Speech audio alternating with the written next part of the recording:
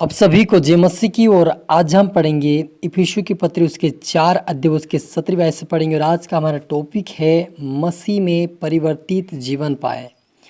तो यहाँ पर लिखा है, इसलिए मैं यह कहता हूँ और प्रभु में आग्रह करता हूँ कि जैसे अन्य जाति लोग अपने मन की अनरीति पर चलते हैं, तुम अब से फिर ऐसे ना चलो, क्योंकि उनकी बुद्धि अंधेरी हो गई और उनका अज्ञानता के कारण जो उनमें है और उनके मन की कठोरता के कारण वे परमेश्वर के जीवन से अलग किए हुए हैं। हालेलुया। मिलकर प्रार्थना करें।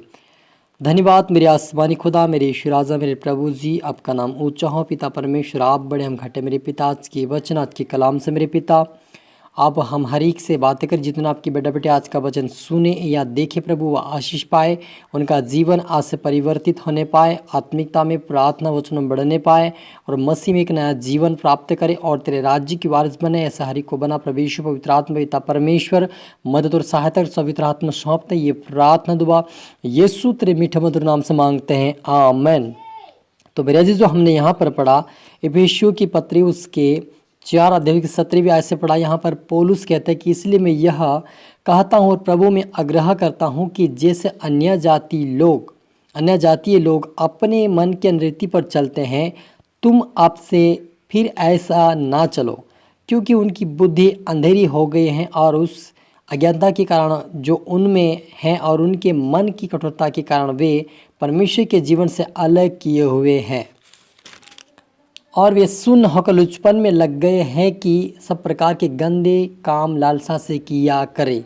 हालेलुया। मेरे अजीज, यहाँ पर एक महत्वपूर्ण बात है। पौलुस कहता है कि वो आग्रह करता है कि अन्य जाति लोग जो चलते हैं अपने मन के अनरीति पर, वैसे तुम आपसे ना चले।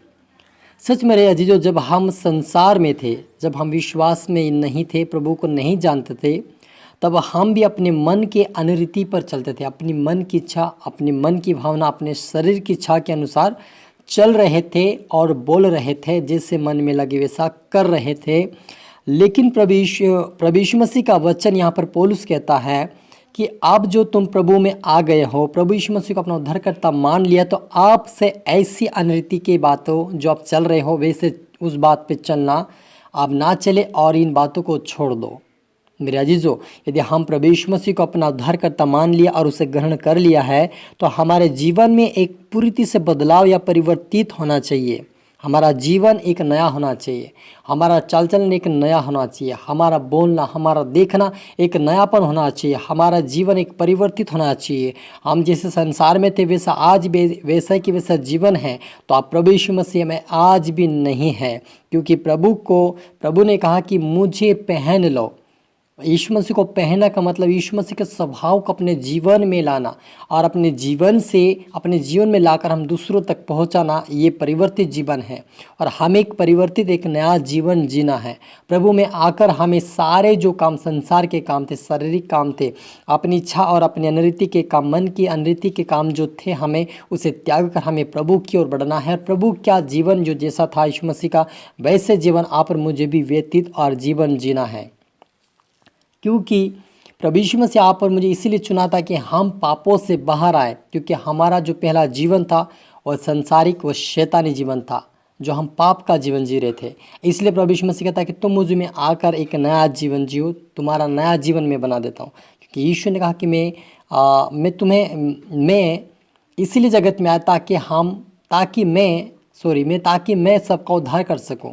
तो यीशु मसीह आप और मेरा उद्धार करने के लिए आया, और उद्धार इससे कहते हैं कि हम उसे ग्रहण करें और अपने जीवन में प्रभु यीशु मसीह को पहने और हम प्रभु के जैसे चले, ताकि हमारे जीवन में उद्धार आए।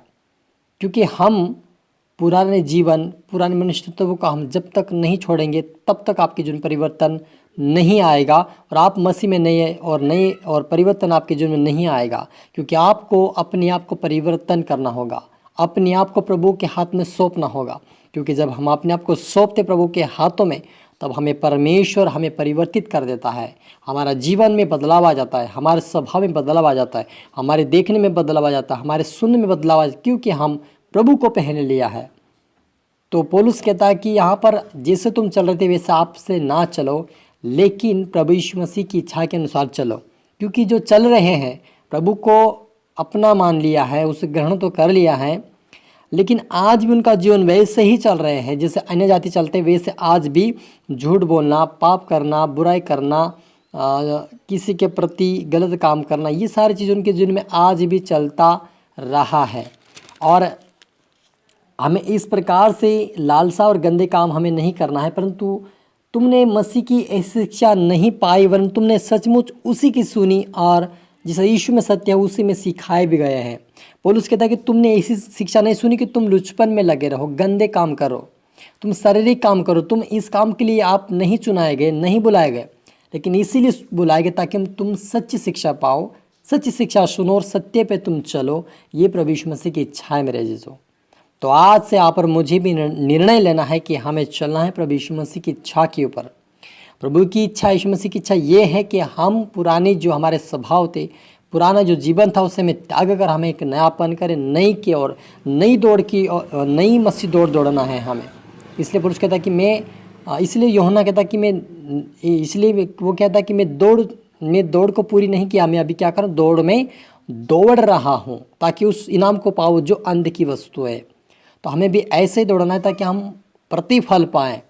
अन्यथा हम प्रार्थना कर रहे, वचन पढ़ रहे, मीटिंग में आ रहे, वापस घर जा रहे, लेकिन हमारा स्वभाव, हमारा जीवन, हमारा बोलना वैसा कि वैसा ही आज भी है, तो आप प्रभु यीशु मसीह को, उस वस्तु को, अनदिखी वस्तु स्वर्ग राज्य में आपको मिलेगी, वो आप नहीं पाएंगे। उस जीवन को, अनंत जीवन को जो आप आज आप नहीं देख पा रहे हैं, वो एक दिन मिलेगा, वो आप नहीं पाएंगे, क्योंकि आपने अपने जीवन को परिवर्तित नहीं किया, प्रभु में नहीं लगाया, प्रभु को समर्पित नहीं किया। क्योंकि हम यदि समर्पित करेंगे, प्रभु में मन लगाएंगे, तो प्रभु हमारे मन को, हमारे जीवन को, हमारे हृदय को, हमारे सोच, हमारे विचार को परिवर्तित करके हमें एक अच्छा जीवन, एक पवित्रता का, प्रार्थना का जीवन, एक हृदय का जीवन हमें जीना सिखाएगा और अपने राज्य के वारिस बनाएगा। हालेलुया।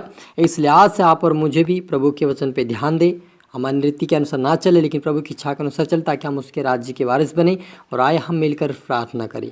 धन्यवाद मेरे आसमानी खुदा, मेरे परमेश्वर पिता, आज के वचन, आज के कलाम से मेरे पिता हमारी से बात है कि आपका थैंक्स करते हैं मेरे पिता। जितने आपके बेटा बेटी देख रहे, सुन रहे प्रभु जी, उनके लिए हरी के लिए दुआ करता, यीशु के नाम से इनका जीवन, इनका हृदय, इनका स्वभाव, इनका चरित्र, इनका चाल चलन परिवर्तित हो जाए पिता। आज से इनका नया जीवन बने, आपके योग्य चाल चले, आपके पवित्रता में, आपकी प्रार्थना के अचुनों में बढ़कर आपके राज्य के वारिस बने। सनदे मेरे ईश्वर जा सभी तरह हाथ में सौंपते मेरे पिता। आपने हरी से बातें किया, हरी को ब्लेस किया, आशीष किया, सारी बातों के लिए थैंक्स है मेरे पिता। ये प्रार्थना यीशु तेरे मीठे मधुर नाम से मांगते हैं, आमीन।